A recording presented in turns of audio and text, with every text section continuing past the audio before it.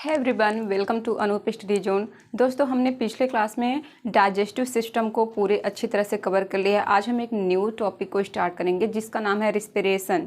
ठीक है, respiration system.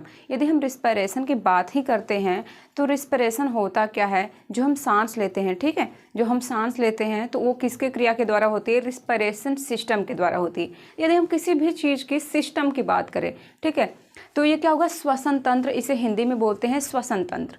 तो तंत्र का मतलब होता है एक जालनुमा, ठीक है, स्टेप बाय स्टेप, यानी कि कोई भी जो प्रक्रिया हो रही है स्टेप बाय स्टेप हो रही है, यानी पहला स्टेप हो रही है, दूसरा स्टेप हो रही है, फिर तीसरा स्टेप हो रही है। ठीक है, तो जो ये स्टेप टू स्टेप की प्रक्रिया होती है उसी को हम बोलते हैं तंत्र। एक जालनुमा पूरी जो सिस्टम फैली हुई है उसको हम बोलते हैं क्या?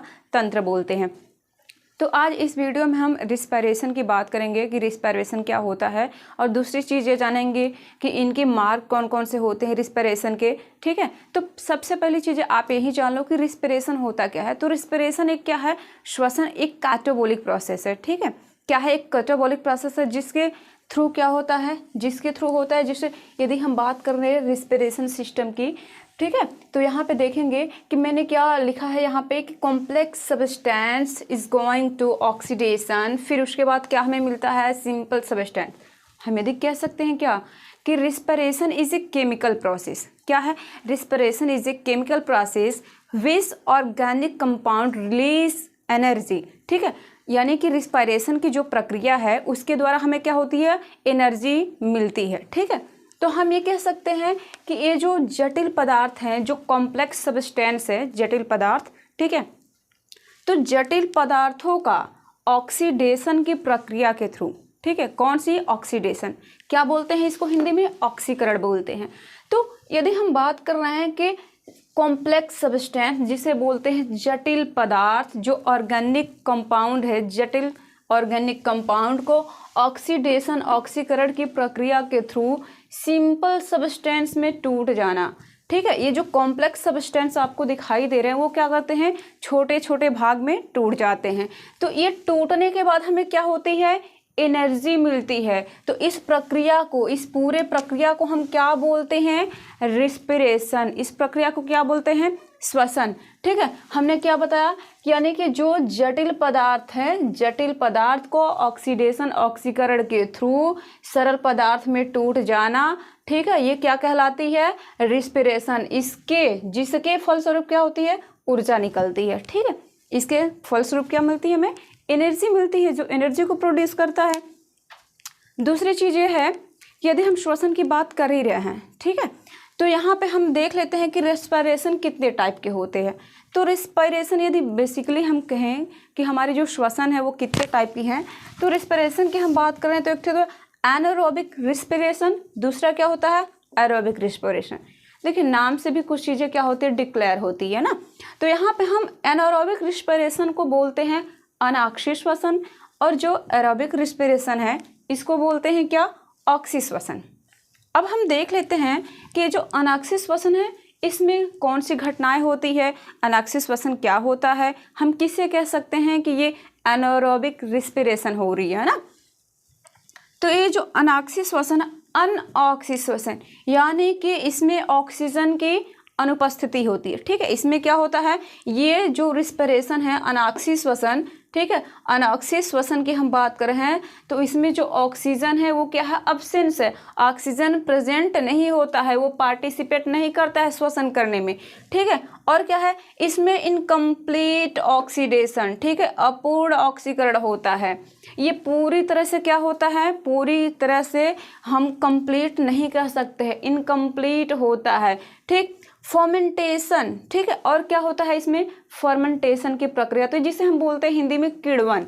ठीक है, जैसे जहाँ पे सड़े गले पदार्थ बहुत ज़्यादा इकट्ठा आप देखेंगे, जहाँ पे जो फ्रूट्स होते हैं, फ्रूट्स के यदि छिलके कहीं पे इकट्ठा कर दिया जाए, नहीं बहुत ज़्यादा जो पुआल होते हैं गांव में उसको इकट्ठा कर दिया जाए, नहीं कुछ लकड़ी है, कुछ पत्तियां हैं पेड़ के, सबको इकट्ठा करके आप साथ में इकट्ठा कर दो तो वहाँ पे फ्रेगमेंटेशन की प्रक्रिया स्टार्ट हो जाती है, जिसे हम किण्वन बोलते हैं। ठीक है, वो किण्वन की प्रक्रिया किसके द्वारा होती है? बहुत सारे बैक्टीरिया हो सकते हैं, यीस्ट हो सकते हैं, ठीक है, तो इनके द्वारा क्या होती है कि फर्मेंटेशन की प्रक्रिया स्टार्ट हो जाती है, तो उसी को हम बोलते हैं किण्वन। अब देखो हम यदि बात करें एनारोबिक रिस्पिरेशन की, ठीक है, अनाक्षिक श्वसन की, तो चीज़ें यह भी कि अनाक्षिक श्वसन क्या है, बैक्टीरिया में होता है, ठीक है। बैक्टीरिया में क्या होता है, किस टाइप के श्वसन होते हैं, तो अनाक्षिक श्वसन होते हैं, ठीक है। ईस्ट में क्या होते हैं, अनाक्षिक श्वसन होते हैं। ये चीज़ें आप समझ लीजिए। हमने क्या किया कि एनारोबिक रिस्पिरेशन जो है, अनाक्षिक श्वसन, उस पर हमने अच्छे से चर्चा कर लिया। क्या होता है इसमें, ऑक्सीजन की अनुपस्थिति होती है, और क्या होता है इसमें, इनकम्प्लीट ऑक्सीडेशन, अपूर्ण ऑक्सीकरण होता है, ठीक है। यानी पूर्ण रूप से किसी भी जो ऑर्गेनिक मटेरियल है उनका पूर्ण रूप से ऑक्सीडेशन नहीं होता है, ठीक। और यदि हम फर्मेंटेशन की बात करें कि इसमें फर्मेंटेशन पाया जाता है, ठीक है, यानी कि किण्वन जिसे हम बोलते हैं, किण्वन की प्रक्रिया होती है, तो बैक्टीरिया में होती है, ईस्ट में होती है, ठीक है, जैसे अभी हमने आपको एक एग्जाम्पल भी बताया। अब हम दूसरी चीज़ देख लेते हैं कि एरोबिक रिस्पिरेशन क्या होता है, ठीक है। एरोबिक रिस्पिरेशन,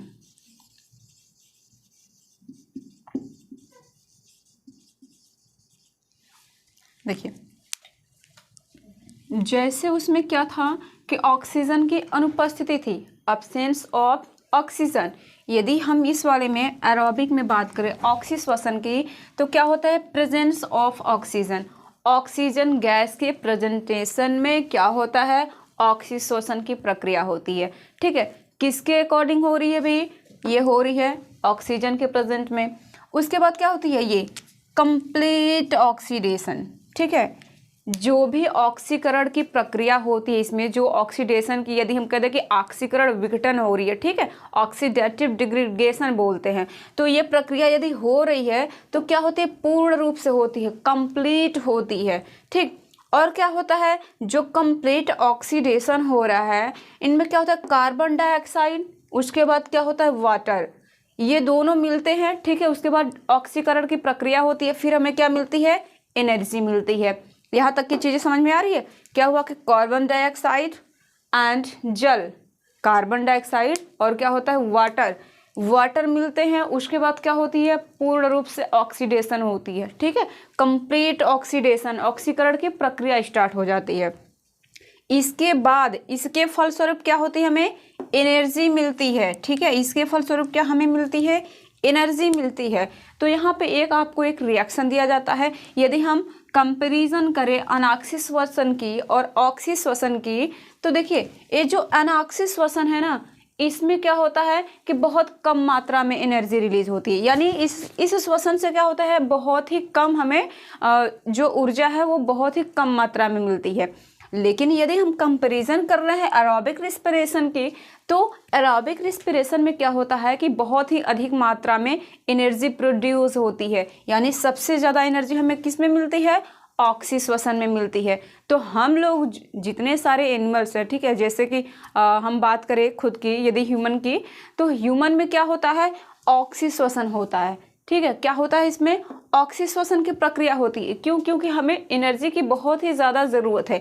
लेकिन ये जो बैक्टीरिया एंड ईस्ट की यदि हम एग्जाम्पल देख रहे हैं अनाक्षिक श्वसन में, इनमें क्या होते हैं, इन्हें थोड़ा सा भी ऊर्जा मिलता है तो भी अपना काम कर लेते हैं। तो इस प्रकार से हम एक देख लेते हैं कि यदि हम बात करते हैं, ये क्या है, ग्लूकोज है, ठीक है, ग्लूकोज है, ठीक है। 6 मॉलिक्यूल क्या है, ऑक्सीजन की मात्रा है। उससे जब ये रिएक्शन करता है तो ठीक, तो क्या होता है, हमें कार्बन डाइऑक्साइड और एक क्या हो गया, जल के मॉलिक्यूल, ठीक है, ये दोनों मिलते हैं। उसके बावजूद, ये दोनों मिलने के बावजूद क्या मिलता है, 686 किलो कैलोरी एनर्जी मिलती है, ठीक है। क्या मिलती है हमें, 686 किलो कैलोरी एनर्जी मिलती है। किस में मिल रही है, ऑक्सीजन श्वसन में, एरोबिक रिस्पिरेशन में। तो क्या हुआ कि ये हो गया हमारा ग्लूकोज, ठीक है। ग्लूकोज किसके साथ क्रिया कर रही है, ग्लूकोज किसके साथ क्रिया कर रही है, तो क्या है ये ऑक्सीजन, ठीक है, ऑक्सीजन। जब ग्लूकोज ऑक्सीजन के साथ, देखिए ये जो प्रोसेस है, जो रिस्पिरेशन की प्रोसेस है, श्वसन की प्रोसेस है, इसमें क्या होती है कि ये जो ग्लूकोज है ना, ये ग्लूकोज क्या करता है कि जो कार्बोहाइड्रेट और फैट, जो ऑर्गेनिक मटेरियल है, कार्बोहाइड्रेट एंड फैट, उसका क्या होता है, ऑक्सीडेटिव डिग्रेडेशन होता है। यानी हम कह सकते हैं कि ऑक्सीकरण विघटन होता है। इसके फलस्वरूप जो कोशिकाएं होती हैं, ठीक है, जो हमारी सेल्स होती हैं, वो क्या करता है, ग्लूकोज का उपयोग करता है ऑक्सीकरण विघटन में क्या करता है, वो ग्लूकोज का उपयोग करता है, इसलिए ग्लूकोज को कोशीय ईंधन के नाम से भी जाना जाता है। ठीक है, तो यदि क्वेश्चंस, देखिए ये क्वेश्चंस एग्जाम में पूछे भी जा चुके हैं, तो यदि क्वेश्चन आ जाता है कि कोशीय ईंधन के नाम से किसे जानते हैं, ठीक है, यानी कोशिका का ईंधन के नाम से किसे जानते हैं, तो हम क्या बताएंगे, कोशीय ईंधन के नाम से किसे जानते हैं, तो वो होता है ग्लूकोज। ग्लूकोज को क्या करते हैं, कोशीय ईंधन के नाम से जानते हैं। यहाँ तक की चीज़ें क्लियर। देखिए दूसरी चीज़, यदि हम ग्लूकोज और ऑक्सीजन की बात कर रहे हैं, तो देखिए ये जो हम यदि रिस्पिरेशन की बात कर रहे हैं, श्वसन की बात कर रहे हैं, तो रिस्पिरेशन में ये होता ही है कि ये जो ग्लूकोज है ना, ऑक्सीजन के प्रेजेंटेशन में क्या होता है, यानी कि वो डिग्रीगेट होता है। ठीक है, यानी उसकी ऑक्सीकरण होती है। ऑक्सीकरण के फलस्वरूप जो हमें एनर्जी मिलती है, उसी को तो हमने रिस्पिरेशन का नाम दिया है कि नहीं, उसी को तो हमने रिस्पिरेशन कहा, उसी को तो हमने श्वसन कहा। तो हमने क्या बताया कि जो एनाक्सी श्वसन हो रही है, तो एनाक्सी श्वसन में क्या होती है, बहुत ही कम मात्रा में ऊर्जा मिलती है। यदि हम ऑक्सी श्वसन की बात करते हैं, तो ऑक्सी श्वसन में क्या होती है, बहुत ही अधिक मात्रा में हमें एनर्जी मिलती है। जैसे आप रिएक्शन में देखो कि ग्लूकोज का मॉलिक्यूल है, किसके साथ रिएक्शन कर रहा है, तो ऑक्सीजन के साथ रिएक्शन कर रहा है। इसके बाद क्या मिल रहा है, कार्बन डाइऑक्साइड बाहर निकल रहा है, और क्या निकल रहा है, H2O। जब ये दोनों कार्बन डाइऑक्साइड और H2O बाहर निकल, उसके साथ ही हमें क्या मिल रही है, 686 किलो कैलोरी एनर्जी।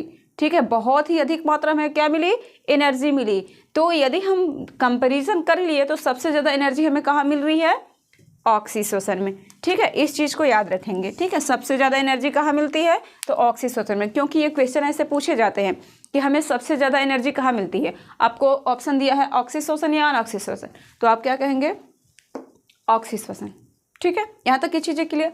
अब देखिए, हम रिस्पिरेशन जब देख ही रहे हैं, श्वसन देख रहे हैं, तो श्वसन क्या हम ऐसे ही जो वायुमंडल में चारों तरफ जितने सारे बोलें कि एयर है, ठीक है, बहुत सारे गैसेज इसमें सम्मिलित है, तो क्या हम जब श्वसन करते हैं तो डायरेक्ट वो श्वसन हमारे अंदर चला जाता है, यानी हमें फेफड़े को, ठीक है, क्या हम डायरेक्ट जो भी गैसेज वायुमंडल में प्रेजेंट है, बहुत सारे गैसेज, तो हम सांस जब लेते हैं तो क्या डायरेक्ट हमें ऑक्सीजन मिल जाता है, नहीं, इसके बहुत सारे प्रोसीजर होते हैं। ठीक है, यानी स्टेप टू स्टेप जब हम रिस्पिरेशन सिस्टम की बात करें, एक तंत्र की बात कर रहे हैं, तभी हमने आपको ये बताया कि क्या हुआ कि एक स्टेप टू स्टेप एक प्रक्रिया चलती है। जैसे हमें रिस्पिरेशन की प्रक्रिया करनी है, तो हम क्या करते हैं, पहले हमारे अंदर क्या होता है, जो नोज होती है, आप नोज से भी रिस्पिरेशन करते हो और माउथ से भी करते हो, दो चीज़ों से रिस्पिरेशन की प्रक्रिया होती है। कैसे होती है, देखो, जैसे यहाँ पे श्वसन के मार्ग, इनके मार्ग कौन कौन से हैं रिस्पिरेशन करने के, ठीक है, रिस्पिरेशन करने के वेब कौन से है, कौन कौन से मार्ग हैं, तो उसको हम देख लेते हैं। हमने ऊपर एक लिखा हुआ है यहाँ पे नासारंध्र, जिसे हम बोलते हैं नॉस्ट्रिल। ठीक है, अब रंध्र से याद करो, जब हमने फोटोसिंथेसिस पढ़ाया था, जो लिफ के ऊपर छोटे छोटे छिद्र पाए जाते थे, रंध्र का मतलब ही होता है क्या, छोटे छोटे छिद्र। ठीक, यानी हम छोटे छोटे छिद्र, वो तो हमने फोटोसिंथेसिस में पढ़ाया था। लेकिन यदि हम यहाँ पे बात करें नासारंध्र, नासा का मतलब आपकी जो नाक है, जो नोज है, इसमें जो छिद्र पाए जाते हैं, ठीक है, इसमें जो छिद्र पाए जाते हैं उसको हम बोलते हैं क्या, नासारंध्र। ठीक है, आपके नोज में दो छिद्र दिखाई दे रहे हैं, तो ये क्या है आपका नासारंध्र। इंग्लिश में क्या बोलते हैं इसको, नॉस्ट्रिल बोलते हैं। तो पहला तो यह है कि जब हम रिस्पिरेशन की प्रक्रिया होती है, ठीक है, तो पहला मार्ग हमारा क्या है, नोज है।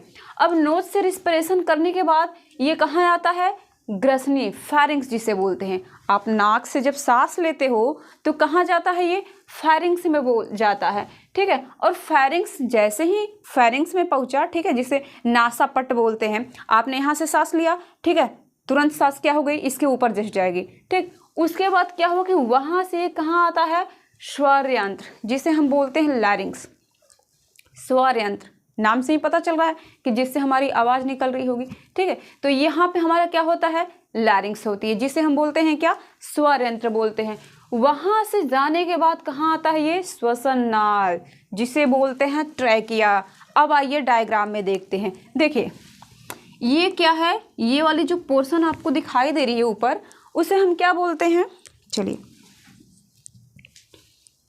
देखिए, ये वाली जो पोर्शन दिखाई दे रही है, इसे हम बोलते हैं क्या, लैरिंक्स। ठीक है, उसके बाद क्या हुआ कि लैरिंक्स से एयर कहाँ आता है, ट्रैकिया में। जो आपको ये पाइप के समान एक स्ट्रक्चर दिखाई दे रही है, उसको हम बोलते हैं क्या, ट्रैकिया। ठीक है, जिसे हम हिंदी में बोलते हैं श्वसन नाल, ठीक है, श्वसन की नली, उसी को बोलते हैं हम क्या, ट्रैकिया। देखिए ट्रैकिया तक जब एयर आ जाता है उसके बाद कहाँ जाता है, श्वसनिकाएं, जिसे बोलते हैं ब्रोंकियोल्स, ठीक है, ब्रोंकियोल्स। अब देखिए कि ये जो ट्रैकिया है ना, ये जो ट्रैकिया है, ये ट्रैकिया क्या करता है, आगे आने के बाद बहुत सारे ब्रांचेस में डिवाइड हो जाता है। जो ट्रैकिया की स्ट्रक्चर आपको दिखाई दे रही है, तो ये ट्रैकिया क्या करे, बहुत सारे ब्रांचेस में डिवाइड हो जा रही है। कैसे हो रही है, देखो यहाँ से ट्रैकिया की जो स्ट्रक्चर आई, देखो बहुत सारे ब्रांच हो गए ना, बहुत सारे शाखाएं निकल गए। जैसे पेड़ पौधों में क्या होते हैं, बहुत सारे ब्रांचेस होते हैं, बहुत सारे शाखाएं होते हैं, उसी प्रकार क्या हुआ कि इसमें भी बहुत सारे ब्रांचेस हो गए। ठीक है, बहुत सारे जब ब्रांचेस हो गए तो इसे क्या नाम दे दिया, ब्रोंकियोल्स। क्या नाम दे दिया, ब्रोंकियोल्स, श्वसन निकायें। ठीक है, क्या नाम दिया, ब्रोंकियोल्स। जब ब्रोंकियोल्स में एयर जाता है उसके बाद क्या होता है कि आपको ये गोल गोल सी स्ट्रक्चर दिखाई दे रही है, दिखाई दे रही है ना, ये जो गोल वाली स्ट्रक्चर दिखाई दे रही है इसका नाम है एल्वली। क्या नाम है इसका, एल्वली, जिसे हम क्या बोलते हैं, वायु कोष्ठक। देखिए कोष्ठक के नाम से आप जान लीजिए, कोष्ठक का मतलब ही होता है क्या, एक खाली सा जगह। ठीक है, जैसे कोई क्या हुआ कि एक गोल से कोई जगह है जो एकदम पूरी तरह से खाली है, कोष्ठ, ठीक है, खाली है। तो यदि हम वायु कोष्ठक, यानी कि वायु कोष्ठक नाम दिया है तो उसमें एयर ही भर रहे होंगे। ठीक है, तो एयर ही भर रहे होंगे तो पहले क्या होता है, एक गोल सी एक संरचना पाई जाती है। ठीक, यहाँ पे क्या हुआ कि एक गोल सी संरचना दिखाई दे रही है हमें। अब ये जो ट्रैकिया है, ठीक है, ट्रैकिया से जो हमारी एयर आई उसके बाद ब्रांचेस में डिवाइड हो गई। यहाँ पे पूरी ब्रांचेस में, जिसे हम बोले ब्रैंकियोल्स, यदि ब्रांच में डिवाइड हो गई तो क्या हम बोले, ब्रैंकियोल। ठीक, ब्रैंकियोल से एयर कहाँ आती है, जो एल्वली है उसमें आके भर जाती है। ठीक है, ये जो हमारी एल्वली की स्ट्रक्चर दिखाई दे रही है गोल सी, ठीक है, यहाँ पे एल्वली मैंने लिखा हुआ है, ये जो स्ट्रक्चर गोल सी दिखाई दे रही है एल्वली की, उसी में आके पूरी एयर क्या होती है, भर जाती है, यानी वो गुब्बारे की नुमा क्या हो जाता है, फूल जाता है। तो इसमें क्या होता है, एयर बबल्स जब भर जाते हैं, यहाँ से एयर क्या करता है, देखो यहाँ से क्या हुआ, रुधिर में आता है, जिसे हम बोलते हैं ब्लड। यहाँ से कहाँ जाता है, ये भेजेगा नहीं, तुम रुधिर के पास जाओ। ठीक है, जिसे हम ब्लड बोलते हैं। यहाँ से एल्वली से एयर कहाँ जाता है, ब्लड में जाता है। तो ब्लड में देखो क्या पाया जाता है भाई, क्या ये ब्लड है जो डायरेक्टली लेके जा सकता है क्या एयर को, नहीं, इसमें एक पिगमेंट भी पाया जाता है,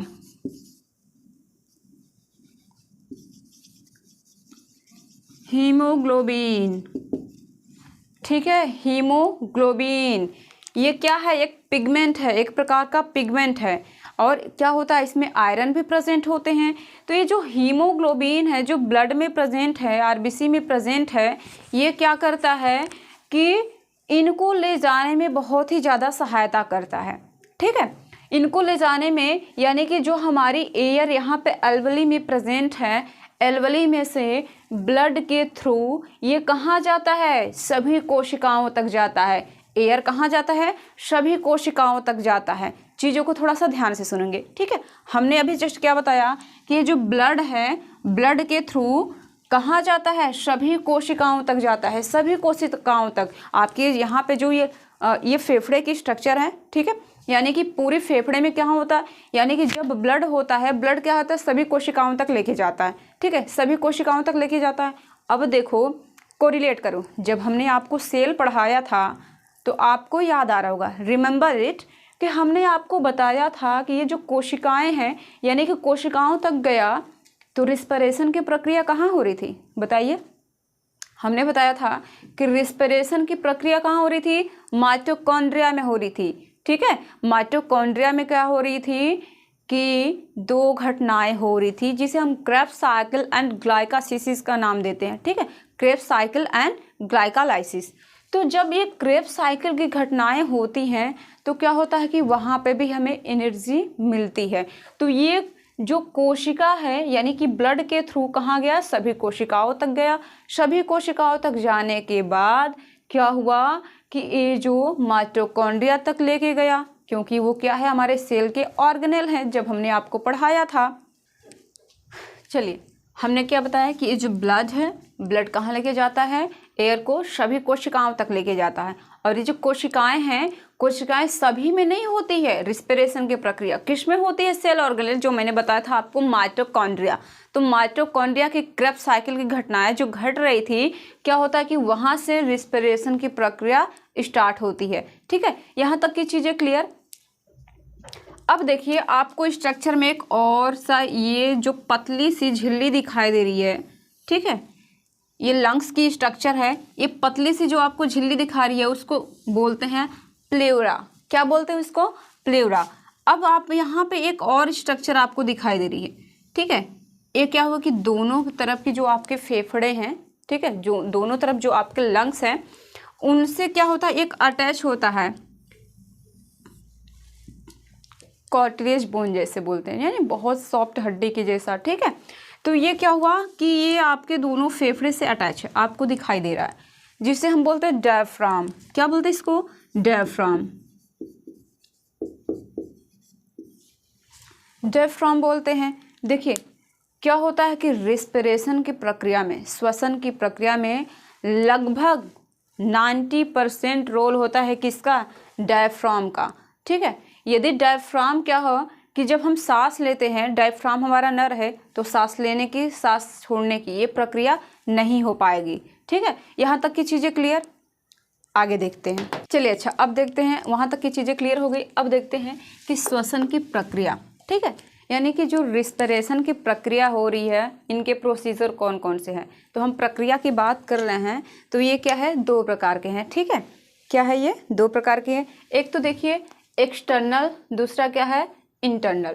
तो हम एक्सटर्नल को बोलते हैं बाह्य श्वसन। ठीक है, क्या है ये? External respiration. ठीक, बाह्य श्वसन की बात कर रहा है।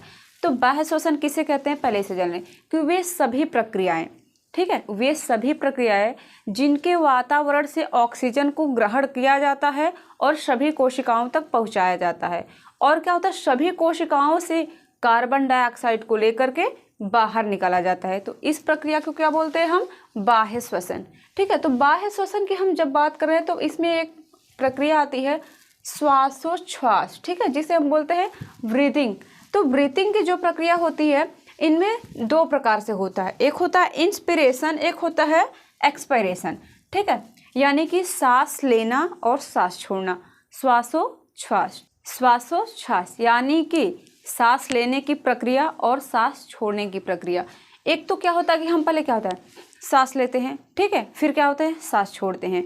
तो इस प्रक्रिया को हम बोलते हैं ब्रीथिंग, जिसे हम बोलते हैं श्वासोच्छ्वास। ठीक है, तो ये जो प्रक्रिया हो रही है, ये 2 प्रकार से होती है। जब हम अंदर की तरफ सांस लेते हैं, जब हम सांस लेते हैं और अंदर की तरफ लेते हैं, तो उसको बोलते हैं इंस्पिरेशन। ठीक है, अंतः श्वसन बोलते हैं इसको। ठीक, क्या बोलते हैं इसको? अंतः श्वसन। यहाँ पे है, ठीक है, अंतः श्वसन। ठीक, और उसके बाद जब हम सांस को छोड़ते हैं, पहले तो अंदर लेते हैं, उसके बाद क्या करते हैं, सांस को छोड़ते हैं। तो जब हम सांस को छोड़ते हैं तो उस प्रक्रिया को बोलते हैं उच्च श्वास। ठीक है, जिसे बोलते हैं हम क्या, एक्सपिरेशन। ठीक, तो सांस लेने और सांस छोड़ने की प्रक्रिया को क्या बोलते हैं, ब्रीथिंग। ठीक, यहाँ तक की चीज़ें समझ में आ रही है। अब यदि एक्सटर्नल में ही हम देख रहे हैं, तो एक्सटर्नल में हमने जब अभी आगे ही पढ़ाया था तो आपको अच्छे समझाया था। ठीक है, यानी जब हम लंग्स का स्ट्रक्चर बनाए थे तो उसमें बताया था कि कैसे कैसे रिस्पिरेशन की प्रक्रिया और कैसे हम ऑक्सीजन को लेते हैं, तो कैसे फेफड़ों तक जाता है, कैसे एल्वेली में जाता है, कैसे ट्रैकिया में जाता है। ठीक है, हमने पूरे जितने सारे उसके पार्ट थे कि जब हम नासा छिद्र यानी नॉस्ट्रिल से क्या करते हैं, वायु को अंदर लेते हैं, उसके बाद कहाँ जाता है, फेरिंग्स में, उसके बाद लैरिंग्स में। ठीक है, इस प्रकार से ये सारे प्रोसीजर हम लोग समझ चुके हैं। तो हम आगे देखते हैं कि यहाँ पे फेफड़ों में क्या है, गैसीय बीन में, उसके बाद क्या होता है, रुधिर में गैसीय बीन में होता है, फिर रुधिर से होने के बाद कहाँ जाता है, ऊतकों में जाता है, ऊतकों से कहाँ जाएगा, जो टिश्यू है उससे कहाँ जाता है, सेल में जाता है, तो सेल से फिर कहाँ जाता है, माइटोकॉन्ड्रिया में जाता है। ठीक, तो ये सारे प्रोसीजर ऐसे होते हैं किसमें, एक्सटर्नल रिस्पिरेशन में। ठीक, यहाँ तक की चीज़ें क्लियर। अब देखिए, अब हम बात कर लेते हैं किसकी, अंतः श्वसन की, कि अंतः श्वसन क्या है। ठीक है, तो यानी कि वह प्रक्रिया, ठीक है, अंतः श्वसन में क्या है कि वह प्रक्रिया जो ऑक्सीजन को अंदर लिया जाता है, ठीक है, जिसमें हम ऑक्सीजन को क्या करते हैं, अंदर लेते हैं, जब हम क्या करते हैं, वायुमंडल में जितनी सारी गैसेस फैली हुई हैं, क्या करते हैं, ऑक्सीजन को जब अंदर लेते हैं, ठीक, उसके बाद क्या होती है, हमारे जो रिब्स होते हैं जिसे हम पसलियाँ बोलते हैं, ये क्या होता है, ऊपर की ओर बढ़ जाता है, ठीक है, थोड़ा उठ जाता है। जैसे आप सांस जब लेते हो तो रिब्स क्या हमारा ऊपर की ओर उठ जाता है, उसके बाद जैसे ही आप सांस छोड़ते हो, ठीक है, तो क्या होता है, वो नीचे हो जाता है। किसके द्वारा ये हो रहा था, अभी डायग्राम में हमने बताया था कि डायफ्राम के द्वारा हो रहा था, ठीक है, इस चीज़ को आप याद रखेंगे। और दूसरी चीज़ है कि जब ये पसलियाँ क्या होती है, ऊपर की ओर उठ जाती है, तो इनमें जो हमारे लंग्स होते हैं उनके वॉल्यूम बढ़ जाता है, इंक्रीज कर जाते हैं, ठीक है, यानी कि लंग्स जो फेफड़ा है उनका आयतन बढ़ जाता है। जब आप ऊपर की तरफ सांस लेते हो तो क्या होता है, इसके जो आयतन होते हैं वो बढ़ जाते हैं, ठीक। तो ये किस में हम बता रहे थे, इंटरनल रिस्पिरेशन में। तो यदि हम इंटरनल रिस्पिरेशन की बात करें तो हमने आपको बताया था इंटरनल रिस्पिरेशन क्या है, कोशिकीय श्वसन जिसे हम बोलते हैं, जो कि श्वसन रिस्पिरेशन की प्रक्रिया कोशिकाओं में हो रही थी। कोशिकाओं में कहाँ पे हो रही थी, माइटोकॉन्ड्रिया में हो रही थी। तो माइटोकॉन्ड्रिया की जब रिस्पिरेशन की बात हम कर रहे हैं तो हमने बताया था कि इसमें क्या होती है, दो घटनाएं होती थी, एक तो होती थी ग्लाइकोलाइसिस की, दूसरा क्या होती है, क्रेब्स साइकिल की। तो ये जो ग्लाइकोलाइसिस की प्रक्रिया है, ठीक है, कहाँ पे होती है, माइटोकॉन्ड्रिया के किस भाग में होती है, तो ये माइटोकॉन्ड्रिया के साइटोप्लाज्म में होती है, ठीक है। ये रिमेंबर रखेंगे, क्वेश्चन आ चुका है एग्जाम में। हमने क्या बताया कि जो ग्लाइकोलाइसिस की प्रक्रिया है कहाँ पे हो रही है, साइटोप्लाज्म में हो रही है, ठीक।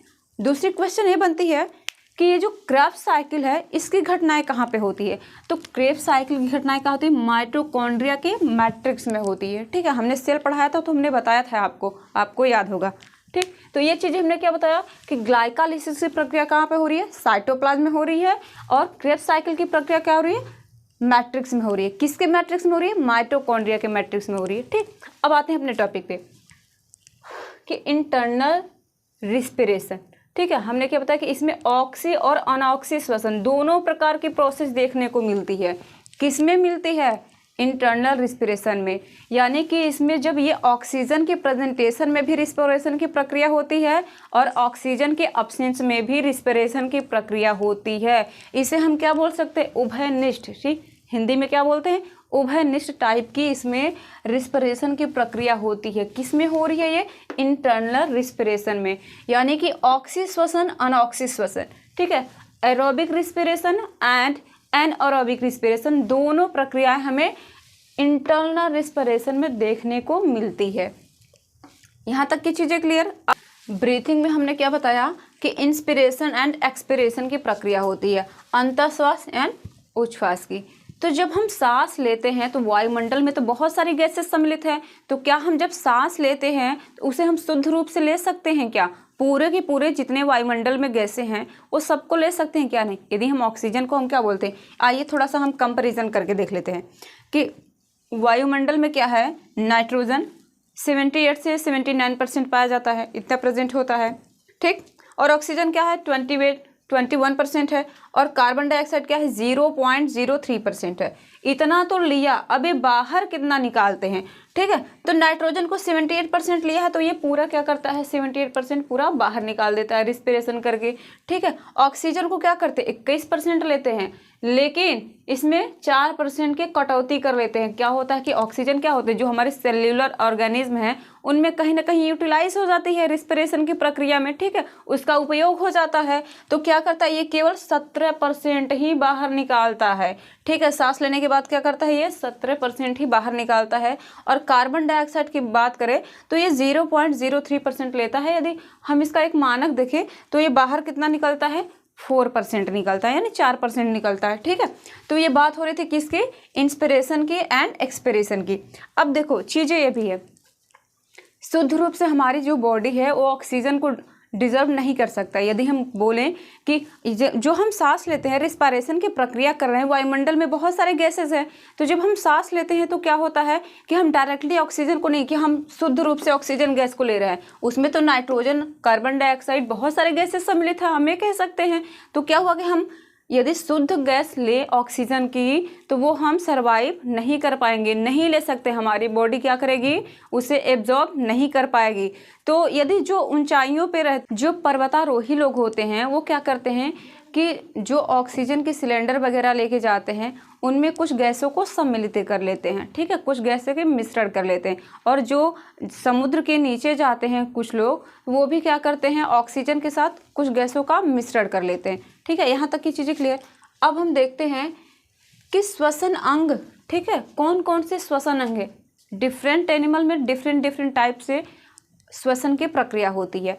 तो पहले हम यदि श्वसन अंग की बात कर रहे हैं तो यदि ह्यूमन के केस में देखें, ठीक है, हम लोग क्या करते हैं, लंग से श्वसन की प्रक्रिया करते हैं, ठीक है। हमारे लिए क्या है, फेफड़े हैं, हम क्या करते हैं, अपने स्तनधारी जितने होते हैं किससे करते हैं, लंग से करते हैं, ठीक है। रिस्पिरेशन की प्रक्रिया किससे होती है, उनकी लंग से होती है। लेकिन यदि हम बर्ड्स की बात करें, जितने सारे पक्षी हैं उनकी बात करें, तो ये क्या करते हैं, ये श्वसन किससे करते हैं, ट्रैकिया से करते हैं, ठीक है। इनकी श्वसन किससे होती है, ट्रैकिया से होती है, ठीक।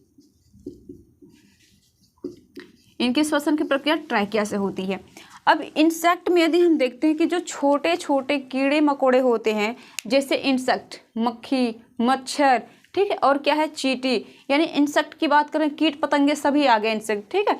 तो ये अपना रिस्पिरेशन कैसे करते हैं, ये सांस कैसे लेते हैं, तो इनमें एक अलग टाइप का अंग पाया जाता है जिसे हम बोलते हैं क्या, बुक लंग्स। ये इनके द्वारा क्या करते हैं, रिस्पिरेशन करते हैं। श्वसन किसके द्वारा करते हैं, ये बुक्स लंग के द्वारा करते हैं, ठीक। अब यदि हम देखते हैं फिशेस, ठीक है, जो मछलियाँ होती हैं ये क्या करती हैं, मछलियाँ जो होती हैं वो श्वसन किसके द्वारा करती है, तो वो श्वसन करती हैं गलफड़े के द्वारा, जिसे हम इंग्लिश में बोलते हैं गिल्स के द्वारा करते हैं। आप फिश का यदि स्ट्रक्चर देखो, सपोज ऐसे, ठीक है, ये कोई फिश हो गई। यहाँ पे क्या होता है, ऐसे वाली स्ट्रक्चर दिखाई देती है इसके यहाँ पे ना, जहाँ पे गिल्स होते हैं, ठीक है। स्ट्रक्चर बहुत अच्छा नहीं बनाया, लेकिन आपके समझने के लिए इतना काफ़ी है। तो हमने क्या बताया कि यहाँ पे गिल्स प्रेजेंट होते हैं, जिसे हम बोलते हैं गलफड़े। उनके जो मुंह होते हैं, मछलियों का मुंह क्या है, ये है, ठीक है, इनकी माउथ है। तो यहीं पे क्या होता है, यहीं पे प्रेजेंट होते हैं गलफड़े, ठीक है। तो ये गलफड़े के द्वारा क्या करते हैं, रिस्पिरेशन की प्रक्रिया करते हैं। श्वसन किसके द्वारा करते हैं, तो ये गिल्स के द्वारा करते हैं, ठीक है। अब देखिए फ्रॉग में, यदि हम मेढक का एग्जाम्पल लेके, ये कैसे करते हैं अपना रिस्पिरेशन, ये कैसे सांस लेते हैं, तो देखिए इनमें बहुत सारे कंडीशंस होते हैं। एक तो यदि ये लार्वल अवस्था में होते हैं, इनकी लार्वल अवस्था जो होती है उसको हम क्या बोलते हैं, टेडपोल बोलते हैं, ठीक है। क्या बोलते हैं इसको, टेडपोल बोलते हैं। तो जब ये लार्वल अवस्था में होता है तो ये रिस्पिरेशन की प्रक्रिया जैसे फिश में क्या हो रही थी, गिल के द्वारा हो रही थी, ठीक है। तो फिश के भी जो लार्वल स्टेज है उसको भी टेडपोल के नाम से ही जाना जाता है, इसको भी जानिए, ठीक है। इसके जो लार्वल स्टेज होते हैं, ठीक है, उसे हम क्या बोलते हैं, टेडपोल, ठीक।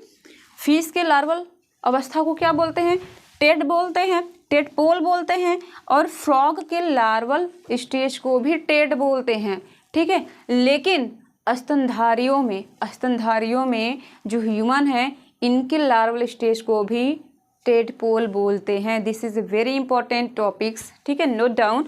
एंड यदि हम देखते हैं कि हमने अभी जस्ट बात की कि जो लार्वल स्टेज है फ्रॉग की, तो वो गिल्स के द्वारा करते हैं, जैसे कि फिश में हो रही। फिश में जो गलफड़े थे उसके मुख के पास क्या होते हैं, गलफड़े होते हैं, उसके द्वारा रिस्पिरेशन की प्रक्रिया कर रही है, श्वसन की प्रक्रिया कर रही है। तो उसी प्रकार क्या होता है कि मेढक जो होते हैं, इनमें भी क्या होता है, लार्वल स्टेज में उनके हमने क्या बताया कि गिल के द्वारा ही रिस्पिरेशन की प्रक्रिया करते हैं।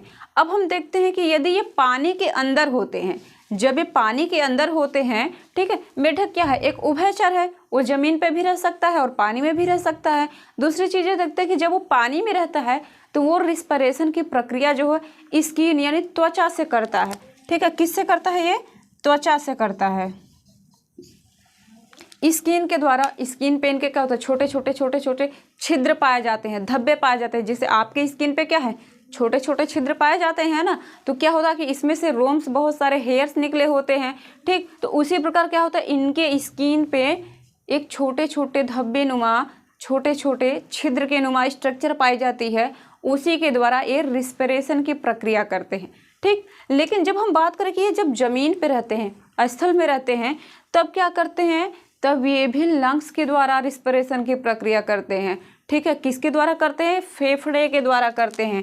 तो ये सारे टॉपिक क्या हैं, वेरी इंपॉर्टेंट है। और सबसे ज़्यादा इम्पॉर्टेंट कि इनकी जो लार्वल स्टेज है उसे हमने क्या नाम दिया, टेडपोल। ठीक है, इसे ज़रूर याद रखेंगे कि जब टेडपोल की अवस्था आती है तो फ्रॉग में यानी कि मेढक में और जो फिश है हमारी उनमें, उन दोनों की लार्वल स्टेज को टेडपोल का नाम दिया गया। और इनका रिस्पिरेशन किससे हो रहा है, तो इनका रिस्पिरेशन हो रहा है गिल्स के द्वारा। ठीक है, रिमेंबर इट।